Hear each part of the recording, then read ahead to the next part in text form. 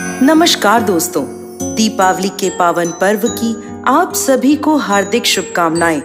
माता लक्ष्मी और गजानन भगवान का आशीर्वाद आप सभी के परिवार पर सदैव बना रहे, इसी कामना के साथ आज की दीपावली की कथा का हम शुभारंभ करते हैं। बहुत समय पहले की बात है, एक बूढ़े बाबा थे। वो सदैव भगवान की भक्ति में लीन रहते थे। हर वर्ष कार्तिक स्नान करते, हर एकादशी का निर्जला पालन करते थे। पीपल, तुलसी और वट के वृक्ष की सेवा पूजा करते। वृद्धा अवस्था में भी जब उनके लिए चलना फिरना मुश्किल था, तब भी उन्होंने अपना पूजा पाठ का नियम कभी नहीं छोड़ा। उनकी पत्नी भी भगवत भक्त थी। बाबा के 6 पुत्रियां थीं, सभी बहुत आज्ञाकारी और सुशील थीं। एक बार जब बाबा पीपल में जल चढ़ाने गए तो उस पीपल में से आवाज आई, बाबा मैं भी आपके साथ चलूंगी। यह आवाज सुन बाबा डर गए। अब हर रोज यही होता। बाबा जैसे ही पीपल में जल चढ़ाते तो पीपल के पेड़ से एक लड़की की आवाज आती जो कहती, बाबा मैं भी आपके साथ चलूंगी। इस बात से परेशान बूढ़े बाबा दिन पर दिन कमजोर होने लगे। उनके पास कोई जवाब नहीं होता। वो बस जल चढ़ाते और वापस अपने घर आ जाते।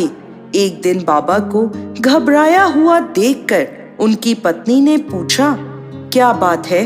तो बाबा बोले, पीपल के पेड़ से रोज एक लड़की की आवाज आती है और कहती है, मैं तुम्हारे साथ चलूंगी।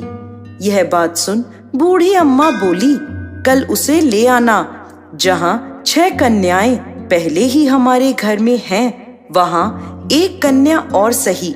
अगले दिन बाबा उस कन्या को अपने साथ अपने घर ले आए। उसे घर छोड़कर जब बाबा गांव में आटा मांगने गए तो उन्हें रोज की अपेक्षा ज्यादा आटा मिला। जब अम्मा आटा छानने लगी तो वो लड़की बोली, अम्मा लाओ मैं छान देती हूँ। जब उसने आटा छाना तो परात आटे से भर गई। जैसे ही अम्मा खाना बनाने बैठी तो वो कन्या बोली, अम्मा आज खाना मैं बनाऊंगी। इस बात पे अम्मा बोली, रहने दे बेटा, तेरा हाथ जल जाएगा। लेकिन वह कन्या नहीं मानी और खाना बनाने लगी। उसने तरह तरह के 3600 व्यंजन बना दिए। सभी ने भरपेट भोजन किया। बाबा के मन का डर अब छू हो गया था। रात में अम्मा का भाई आया और बोला, मैं खाना खाऊंगा।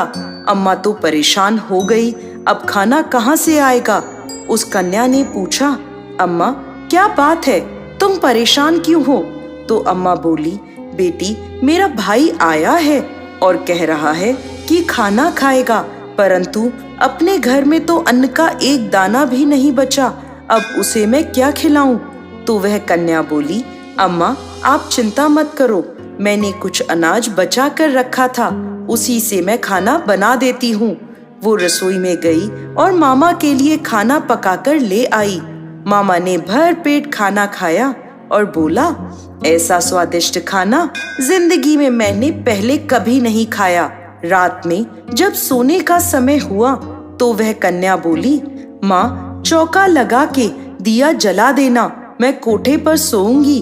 अम्मा बोली, बेटा तू वहाँ डर जाएगी। कन्या बोली, नहीं नहीं माँ, मैं नहीं डरूंगी। अब वह रात में कोठे में जाकर सो गई। आधी रात को लड़की उठी और चारों ओर देखने लगी तो घर में हर तरफ अन्न धन के भंडार भर गए। जब वह घर से बाहर जाने लगी तो पड़ोस में रहने वाले एक बूढ़े ब्राह्मण ने उसे देख लिया और पूछा, बेटी तू कहाँ जा रही है?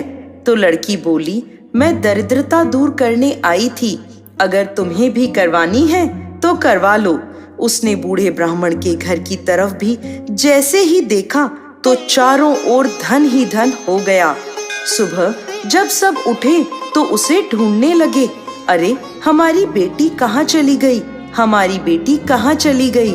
तब पड़ोस के वह ब्राह्मण बोले, तुम्हारी बेटी नहीं, वो तो स्वयं लक्ष्मी माता थी जो तुम्हारे साथ साथ हमारे घर की दरिद्रता भी दूर कर गई। हे लक्ष्मी माता, जैसे आपने ब्राह्मण की दरिद्रता दूर करी, वैसे ही सबकी करना।